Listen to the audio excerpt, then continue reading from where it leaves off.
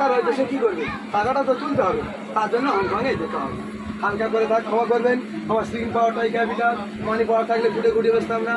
আমি মানুষকে রসিকতা করে আনন্দ দিই, নিজে আনন্দ পাই, বিনিময়ে কিছু হয়ে যায়। তাই আগে যোগ্যতা তৈরি করো, তারপর যোগ্যতা দাবি করো। দিদিও তোমাদের কথা ভাবতে পারে, দাদাও তোমাদের কথা ভাবতে পারে।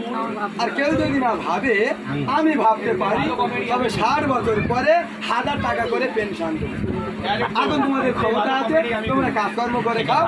বুড়ো বয়স 60 বছর হলে তখন ছেলেপুলে চা খাওয়ার পয়সা দেবে না, তার জন্য আমি 1000 টাকা করে দেব। শিক্ষার আলো ঘরে ঘরে ডালো, এ সমাজে জঞ্জাল মুক্ত করো। মানুষ শিক্ষিত হলে বিবেক তৈরি হবে, সমাজে দুর্নীতি কমে যাবে।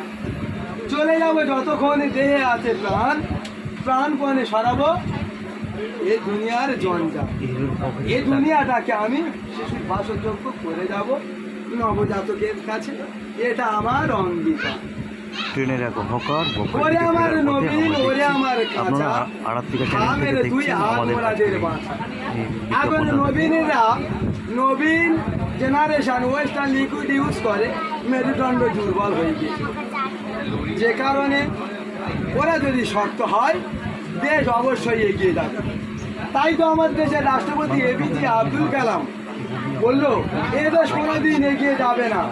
এদেশে বই বিক্রি হয় ফুটপাতে, মদ বিক্রি হয় এসিতে।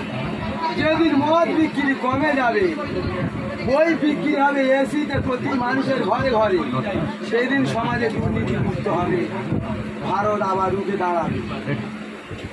ক্ষমা করবেন, কারণ সকলে আগে স্টাইলে চলে, আমি আমার স্টাইল সম্পূর্ণ আলাদা। সঙ্গে যদি থাকে মনে আসবে ভর্তি, আর মনে মারলে চাল, না মারলে ধান, পারবো না তার।